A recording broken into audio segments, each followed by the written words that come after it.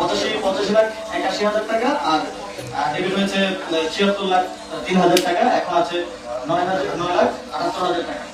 মোট আমার দুটো অ্যাকাউন্ট মিলিয়ে মোট আছে হচ্ছে 9,78,556 টাকা। এই 85 লাখের মধ্যে আমি যেটা বললাম, স্যালারি আছে অলমোস্ট, ধরেন যদি 1,65,000-70,000 করে ধরি তাহলে অলমোস্ট 25 লাখের মতো, 25 লাখের টোটাল ট্রানজাকশনের মধ্যে। আর 5টা বিদেশ সফরের প্রায় 35 থেকে 40 লাখ টাকার মতো হবে। আপনারা ডিটেইলসে সফটওয়্যারে আমাদের সেখানে দেখতে পাবেন।